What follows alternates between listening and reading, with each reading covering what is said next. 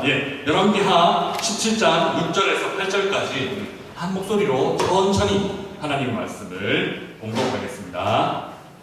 17장 6절입니다. 같이 읽겠습니다. 호세아 제9년에 아수르 왕이 사마리아를 점령하고 이스라엘 사람을 사로잡아 아수르로 끌어다가 고산 강가에 있는 할라와 하볼과 메대 사람의 여러 고을에 부었더라.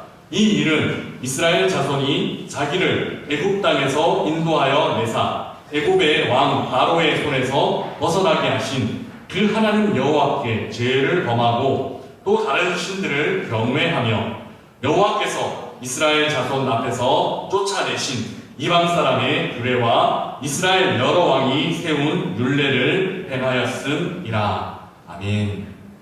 네, 오늘은 다시 종이 되라 라는 제목으로 말씀을 나누겠습니다.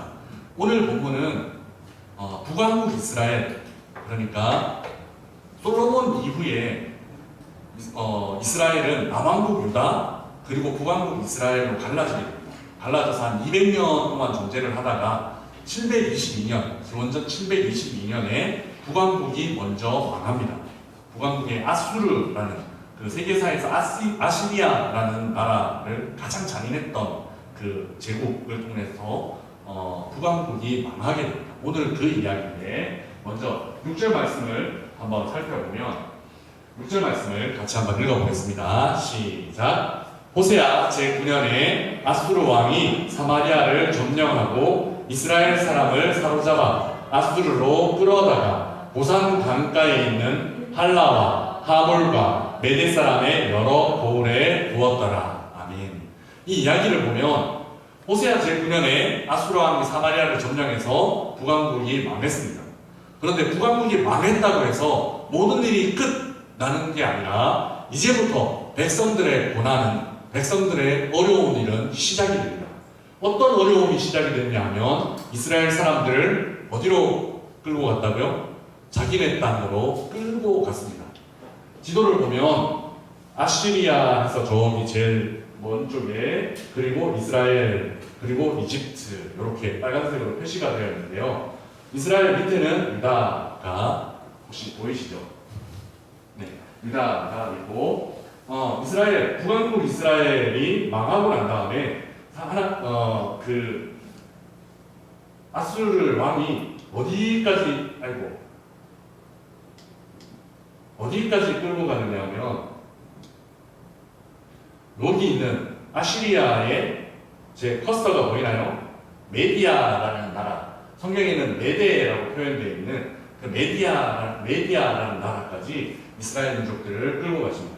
그러니까 팔레스타인 반도에 살고 있던 이스라엘 사람들을 여기까지 끌고 가서 고산 지역이 아마 요 중간 지역인데 강 사이에 있는 요 중간 지역인데 요 지역부터 시작해서 쭉 이렇게 자기네들을 왕국에 흩어놓는 이런 일들이 일어납니다. 자, 고향 땅을 떠나서 타국에서 살아야만 하는 사람들의 삶이 어땠을까? 편안했을까? 전혀 아니겠죠. 그들이 가서 어떤 삶을 살았을까 하면 100% 노예의 삶을 살았을 겁니다. 노예는 어떤 사람들인가 하면 오늘날로는 상상할 수 없는, 그냥 돈을 주고 사면 살 수 있는, 시장에서 우리가 물건을 사는 것과 같이, 아니면은 뭐 짐승들을 사는 것과 같이 사고 팔 수 있는 그런 존재로 이 지역까지 끌려가게 됩니다. 그런데 오늘 본문 앞쪽에 보면 3절, 4절에 보면 중요한 얘기들을 하고 있는데, 이 3절, 4절 이야기가 왜 이스라엘이 망할 수밖에 없었는지에 대한 키를 제공하고 그 키를 오늘날 우리의 삶에 어떻게 적용할 수 있는지를 살펴볼 필요가 있습니다. 이게 오늘 말씀의 핵심입니다. 3절, 4절을 같이 한번 읽어보겠습니다. 시작. 아수르의 왕 살만네셀이 올라오니 호세아가 그에게 종이 되어 조공을 드리더니 그가 애굽의 왕 포로에게 사자를 보내고 해마다 하던 대로 아수르 왕에게 조공을 드리지 아니하며 아수르 왕이 호세아가 배반함을 보고 그를 옥에 감금하여 두고. 아멘. 보면 우선은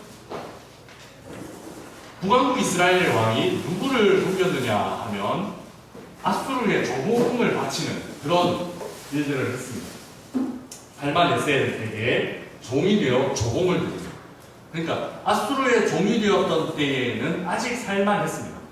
살마네셀이어서 살만했습니다.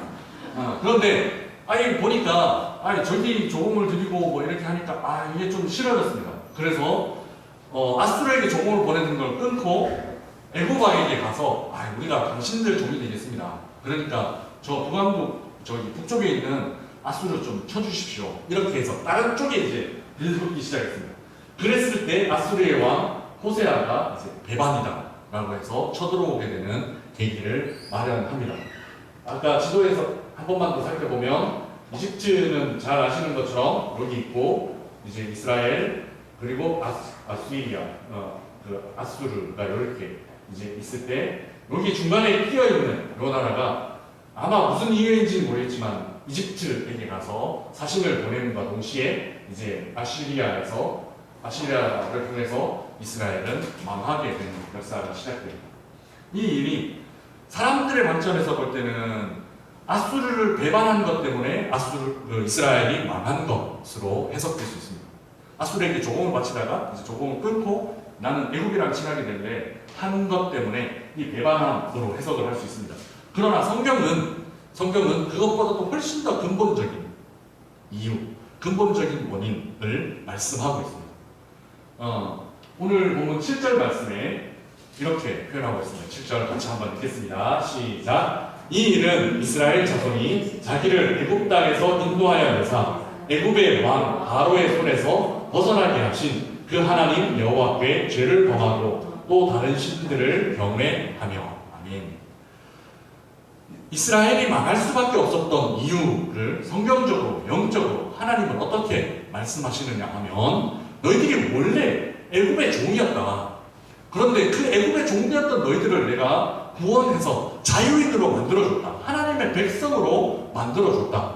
그런데 너희들이 하나님의 백성이 되자마자 무슨 짓을 저질렀냐 하면 하나님께 죄를 범하고 또 그 다른 신을 경외하며 하나님을 섬기라고 애굽 땅에서 종되었던 그들을 불러내서 하나님의 백성으로 삼아줬는데 하나님을 섬기지 않고 오히려 다른 신들, 예를 들면 금송아지를 만들고 그리고 예를 들면 바알과 아세라를 섬기고 하는 일 때문에 너희들이 망하게 됐다라는 것을 성경은 우리에게 일러주고 있습니다.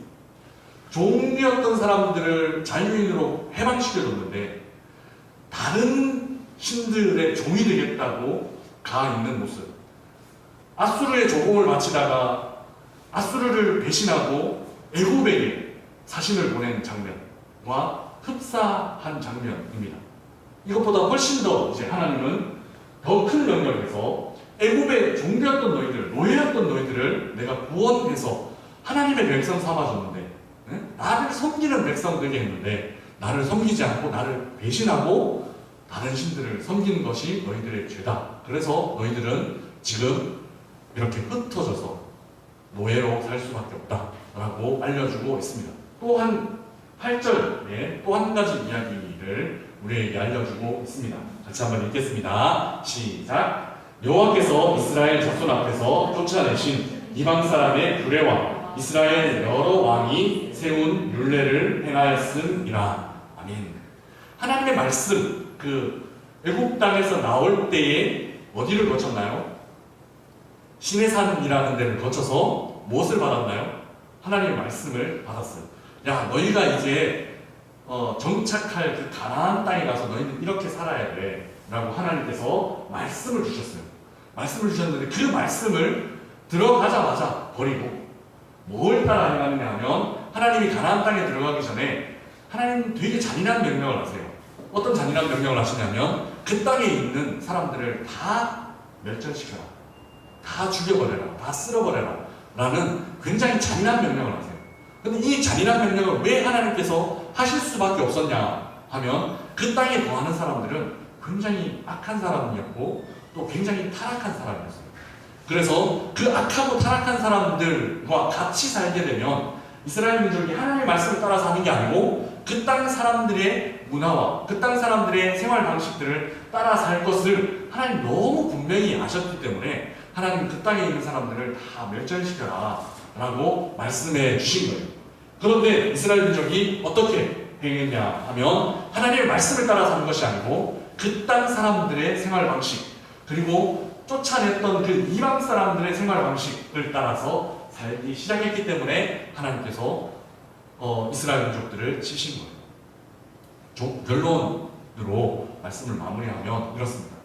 종이 되었던 원래 종이었던 이스라엘 민족을 하나님께서 해방시켜 주셔서 하나님의 백성 되게 하셨습니다.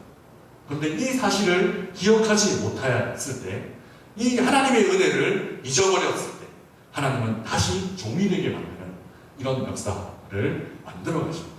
오늘 우리도 하나님께서 우리를 구원하신 그 역사를 기억하지 않는다면 하나님 우리를 다시 종이 되게, 죄와 사망의 종이 되게 만들 수 있다라는 사실을 경고의 말씀으로 우리가 알아야 합니다.